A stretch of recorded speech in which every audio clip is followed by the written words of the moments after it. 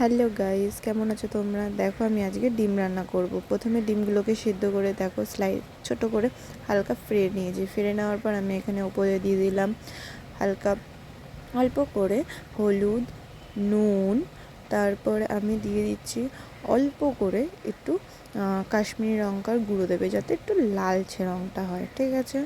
তারপর আমি এরপরে দেখো আমি কড়াইটা হালকা গরম হয়ে আসলে তার মধ্যে আমি তেল দিয়ে দিয়েছি। তেল দেওয়ার পর এর ভেতরে আমি দিয়ে দিচ্ছি এখানে ডিমগুলো দিয়ে দিচ্ছি। ডিমগুলো আস্তে আস্তে দেবে, নয় ফেটে মানে ফুটতে পারে, তার জন্য আমি দেখো একটু কেটে দিয়েছি।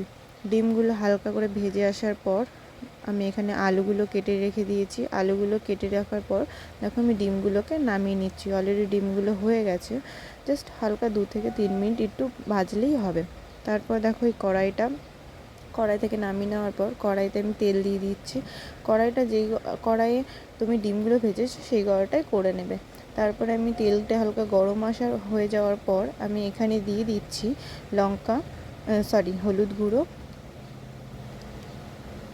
হলুদ গুঁড়ো দেওয়ার পর আমি এখানে দিয়ে দেবো হালকা পরিমাণ মতো স্বাদ অনুসারে নুন। তোমরা এখানে দিতেও পারো লঙ্কার গুঁড়ো, কাশ্মীরি লঙ্কার গুঁড়ো, যেহেতু আমি ঝাল পছন্দ করি, তোমরা হালকা ঝাল হওয়ার জন্য তো লঙ্কার গুঁড়োটা দিয়েছি।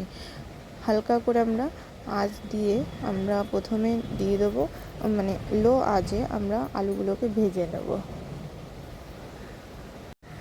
আলুগুলো যখন ব্রাউন কালার চলে আসবে, হালকা দেখবে লালচে কালার, তখন একটু আলুগুলোকে উল্টে পাল্টে দেবে।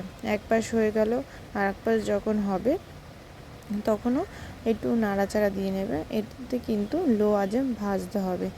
আলুগুলোকে আমি তুলে নিচ্ছি।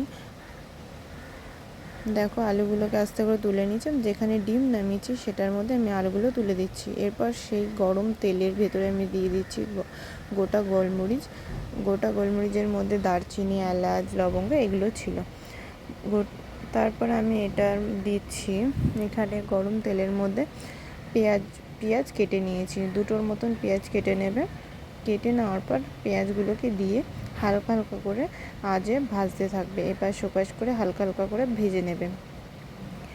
দেখো পেঁয়াজগুলো যখন ব্রাউন কালার চলে আসবে তখন এর ভিতরে দিয়ে দিয়েছিলাম, আমি ক্লিপসটা নিতে ভুলে গেছি, তখন আমি দিয়েছিলাম এখানে জিরের গুঁড়ো, আদা গুঁড়ো, লঙ্কার গুঁড়ো, তারপর এখানে লঙ্কা দিয়েছিলাম। তারপর এখানে আমি স্বাদ অনুসারে লবণ দিয়ে দিয়েছি। তারপর এটা আমি নাড়াচাড়া ভেজে যাওয়ার পর একটু এখানে আমি দিয়ে দিচ্ছি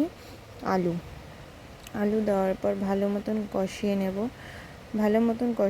বলতে একটু ঢাকা দেওয়া হয়েছিল। যখন আমি আলুটা সিদ্ধ হওয়ার জন্য একটু ঢাকা দেওয়া হয়েছিল, নেড়ে চেড়ে নেবে। যখন দেখবে আলুগুলো দিয়ে তেল ছেড়ে গেছে বা মশলাটা দিয়ে তেল ছেড়ে গেছে, তখন কি করবে তোমরা একটু জল দিয়ে দেবে, পরিমাণ মতন জল, যেরকম ঝোল রাখতে চাও সেরকম জল দিয়ে দেবে। আমি একটু ঝোলটা রাখবো, কেন ভাত দিয়ে খেতে হলে তো ঝোল একটু লাগেই, তো আমি সেরকম পরিমাণ মতন ঝোল দিয়ে রেখে দেবো।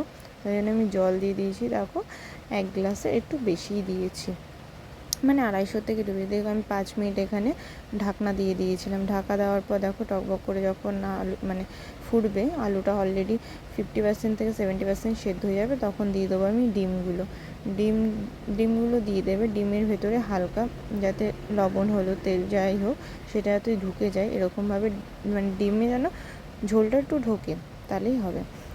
তো আমি দিয়ে দেওয়ার পর আমি একটু এটা 5 মিনিট থেকে 3 মিনিটের মতন একটু আমি ঢাকনা দিয়ে দিয়েছিলাম যাতে সেদ্ধ হয়ে যায়। সেদ্ধ হওয়ার পর আমি নামিয়ে নিচ্ছি। দেখো কত সুন্দর দেখতে লাগছে ডিমের কাইটা। তোমাদের কেমন লাগলো জানাবে, আর তোমরাও বানিয়ে থাকলে জানাবে কমেন্ট করে।